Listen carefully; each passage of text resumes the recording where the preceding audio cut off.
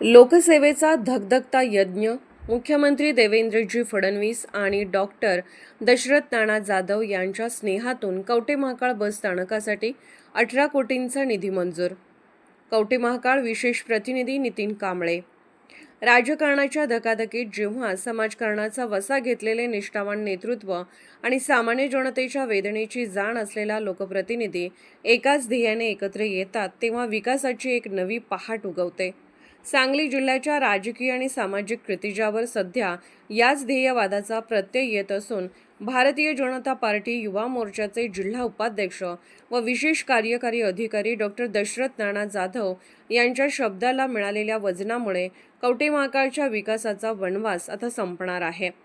कवठे महाकाळ येथील ऐतिहासिक परंतु काळाच्या ओघात दुरावस्था झालेल्या बस स्थानकाच्या नूतनीकरणासाठी राज्याचे लाडके नेते, लोकप्रिय मुख्यमंत्री माननीय नामदार श्री देवेंद्रजी फडणवीस साहेब यांनी तब्बल 18 कोटी रुपयांचा भरघोस निधी मंजूर केला असून या निर्णयामुळे दुष्काळी पट्ट्यातील दळणवळणाच्या प्रश्नाला आता प्रगतीचे पंख लाभणार आहेत.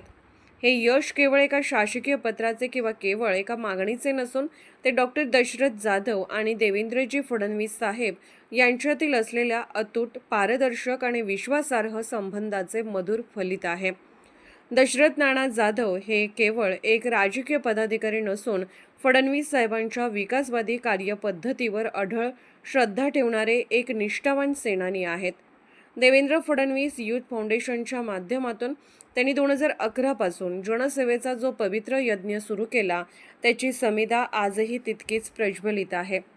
नियतीने जेव्हा जेव्हा या मातीवर संकटाची कुऱ्हाड चालवली, मग तो महापुराचा हाहाकार असो किंवा कोविड महामारीचे काळोखी संकट, तेव्हा तेव्हा नानांनी प्रत्यक्ष रणांगणात उतरून मदतीचा हात दिला.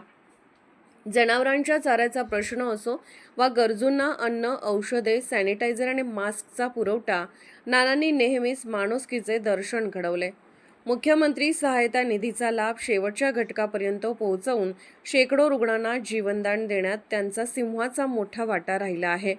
त्यांच्या याच निस्पृह आणि निस्वार्थी सेवेची दखल घेऊनच फडणवीस साहेबांनी त्यांच्या मागणीला शब्दापलीकडचे वजन देत या निधीवर मोहर उमटवली आहे.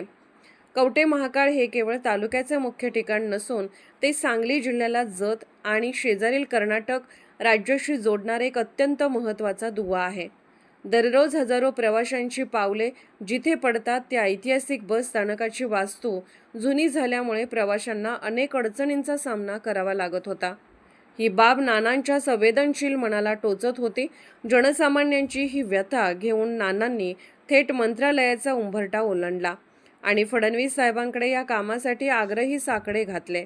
या मागणीचे गांभीर्य लक्षात घेऊन मुख्यमंत्री सचिवालयाचा 1 जानेवारी 2026चा शिक्का आणि त्यावर यथाशीघ्र कार्यवाही करावी असा साहेबांचा स्पष्ट आणि करारी शेरा हे नानांच्या शब्दांचा आणि त्यांच्या कार्याचा झालेला सर्वोच्च सन्मान आहे.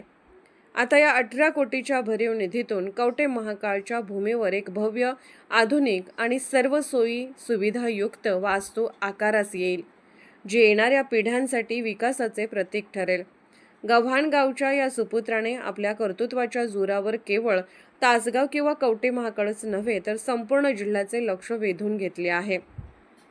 देवेंद्रजी फडणवीस साहेबांचे खंबीर पाठबळ आणि डॉक्टर दशरथ नाना जाधव यांची जनसेवेची अदम्य ओढ यामुळे कवठे महाकाळचा चेहरा मोहरा बदलणार असून हा प्रकल्प जिल्ह्याच्या प्रगतीमधील एक मानाचा तुरा ठरेल, यात तीळ मात्र शंका नाही. संपादक अरुण येडके, लेखन उपसंपादक नितीन कांबळे.